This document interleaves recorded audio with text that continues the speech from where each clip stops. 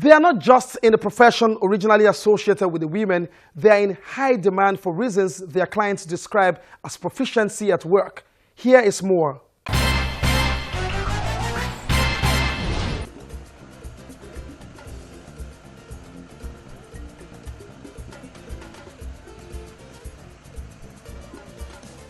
An army of male stylists is on the rise. They are springing up everywhere at various hubs across the country, constituting themselves into an evolving community of a growing influence. This is 8 years now. I've been doing it here.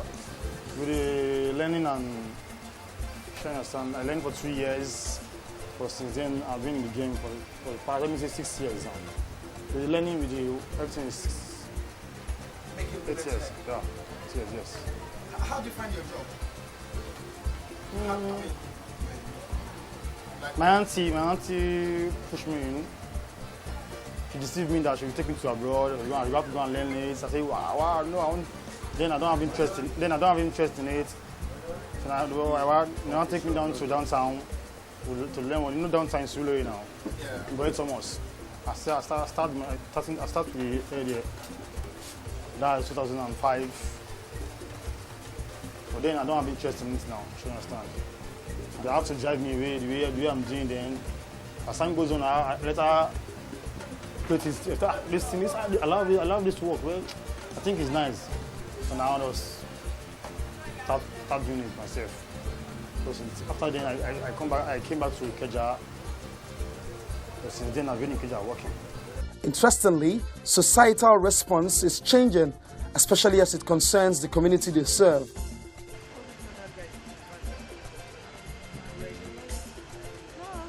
Interestingly, when you go to a salon where you have one guy, you see that every lady that goes there wants the guy to make their hair.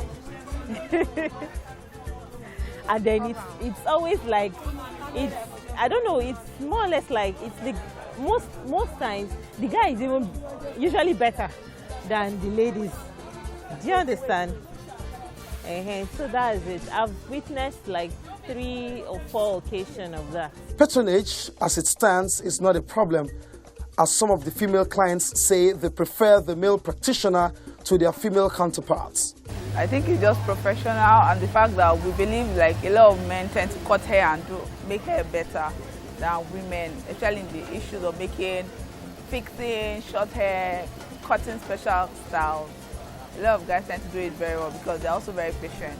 Well, I have different perspective over that. You understand? Women are also good, and men too, they are also good. But to my own point of view, I prefer men. Do you understand? I have a guy like that.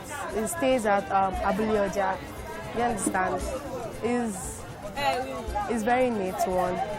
As in, he takes care of his customer, and his hair, when he makes hair, is very, very good. Like my friends asked me, where do you make your hair? Where do you make your hair? Do you understand? It's good, but it's expensive. Do you understand? When it comes to styles, however, the practitioners and the clients differ on preferences. Quite frankly, both sexes still enjoy a reasonable amount of patronage, but for Adejumoke, men who are in this business need to be advised. I do have them around me. I saw them, the hair they are making. They are not as good as women, the way we make hair. So I can give them a piece of advice that they should go and learn many things like aluminiums, furniture, mechanic. It's not as if I'm abusing them. Those work that they do not put their interest, if they do it, they can make it. Men cannot do hair for longer because this work hair maker that we are doing is take for a person to stand for so many long. And men, if you look at it in the other way, they are men, they are the ones that produce. Sure you get, because they are going to marry. But we women, it's just our own to give them. But this work is not actually good for men. If I may advise them, they can do many things. Styling is everything. Indeed, anyone in the profession have to keep their chin up as far as staying above board is concerned, which clearly will distinguish you from the growing number of those who are finding a living doing this job. To me, it depends on how you position yourself in anything you do. If you're if you're a banker, if you're not well organized, if you're not structured, at the office people will look down on you. It's like that in all business, mostly in this part of the world that we have. In Africa, people always look down on people with skills, but over time now they're beginning to appreciate what we do, and they're beginning to respect it as a career for us, that we should take it to the next level, that this person is a businessman. Like I said, it depends on how you position yourself and how people see you. But people abuse what we do a lot, but it's getting better. The bone structure, it is defining the bone structure very well for her. So she can, we're going to do a lot of layouts at the crown. So it should be wake up and go for her. A very nice crop shot at the back. Right? Okay, right, so we'll use this for the back, then this in front, then this here. Okay, so let it game. Like every endeavor in life, there are noticeable hazards of the job, but the practitioners say they do well to stay focused, having at the back of their minds the daunting task of playing on a turf dominated by the opposite sex. People say we are lazy, but if you come close to us, we know we are not lazy. It's not an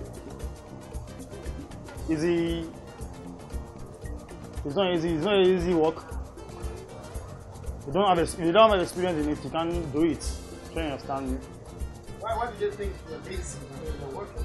They believe you are doing a female work. They believe these guys are lazy, they don't want to do it. But if you come down to it, you know how it is.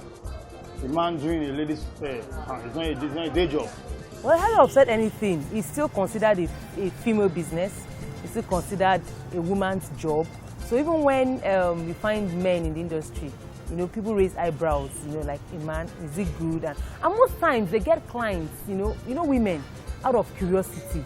The women are like, okay, how does it feel to have a man make your hair? And it's so more of curiosity and all that, and then that's basically what happens.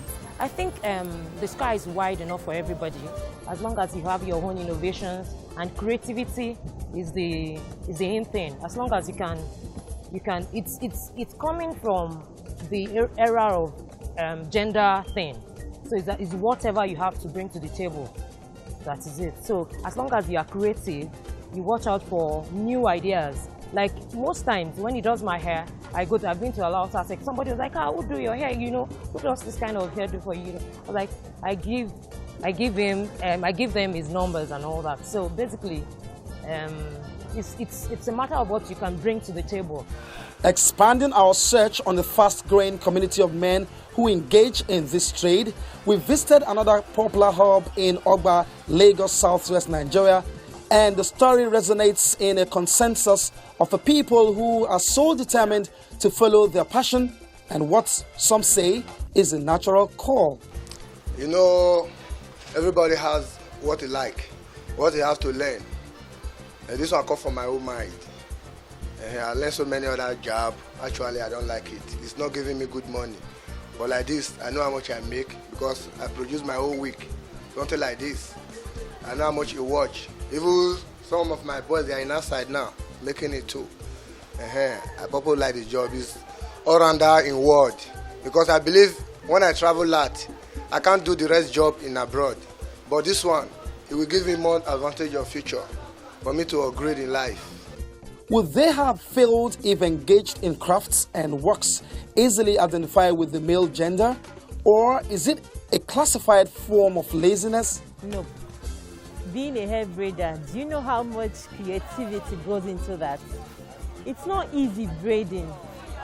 They get to stand for hours. If you're not good at it, nobody gives you your hair.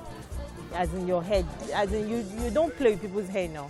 Because when you don't do it right, you're going to loosen it and you're going to lose your money. So you've wasted your time and your energy. This is not a lazy man's work at all. I started braiding sometime, but I just stopped because I couldn't just keep doing two creative things at the same time. Cracking my head to create a design, and then I'm cracking on a graphic design, cracking my head to start braiding and creative style. This is not a lazy man can't even do this work. A lazy man won't do that. There are actually men who know that they would only make a living selling things to women. They are comfortable among women. They are comfortable doing women's business. They are comfortable with women. So they have this understanding of themselves. So they now look at it and they're okay. And they are doing well. It's not about being lazy. Being a hairdresser is not easy. You stand 24 hours, you stand like 18, 20 hours a day. 7 days a week, 365 days. So it's not a lazy man. It's not a lazy man's job at all. Considering the stress level when it comes to hair making, in fact, men and men even have more stamina, you know, because for women you have issues of, you know, hormonal changes, you have issues of emotions and all that. But for men, they're a lot more stable, so they have the stamina most times to like endure the stress and what the demands of hair making.